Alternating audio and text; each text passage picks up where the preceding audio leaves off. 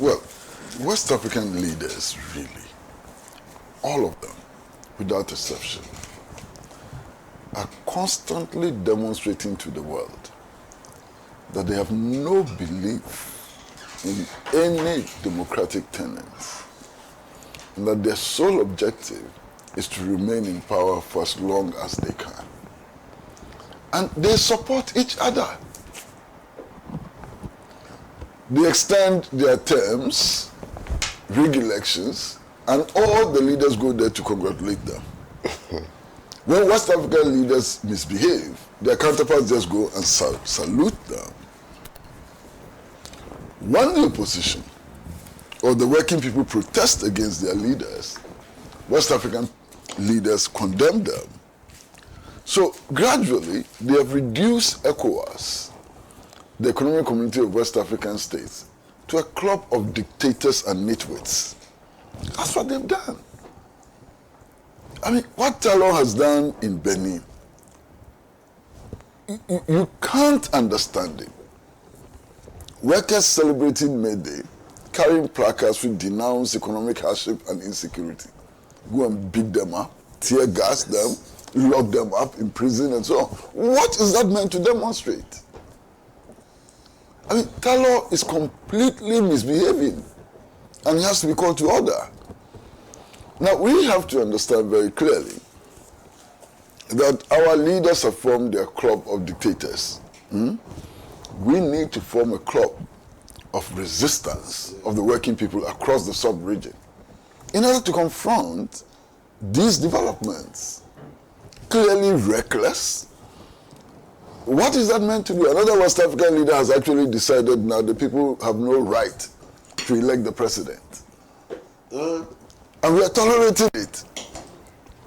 In Ghana, you have another West African leader who says that if you elect so and so, I will not hand over. And we are tolerating it. We should not be tolerating these leaders. Now, what accounts for the hardships in Benin and other West African countries is the pursuit of the neoliberal order, the pursuit of the neoliberal agenda. It has had devastating consequences on the lives of our people. Rising inflation, rising food prices, rising petroleum prices, rising unemployment and so on. And we must begin to work for a new West Africa which has broken out of the new colonial yoke. A new West Africa which is mobilizing its people in order to build systems which gives control of their resources to the working people and which exploits these resources in the interest of our people. That's the new West Africa we should be building. We should be building the new West Africa in which nobody dies out of malaria, which is a curable disease, preventable and curable disease. We should be building a new West Africa in which all the people have access to potable water. We should be building a new West Africa which is able to feed itself. And not the kind of West Africa that our leaders are trying to perpetuate. This new colonial order in which we keep our foreign reserves in other people's central bank, in which we are compelled to borrow our own money and pay interest on it. And so this is not the West Africa West African people want. And that is why it is important for the progressive political parties and movements, for organized labor, and so on, across the sub-region to unite and stand up to these dictators and nitwits who have managed to become our leaders through a corruption of the electoral process. We must stand up.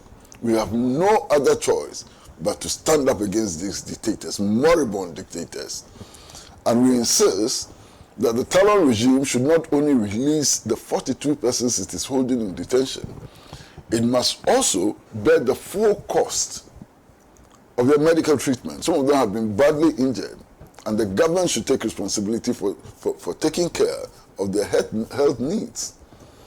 And it must never be allowed to do what it has done again. What is this?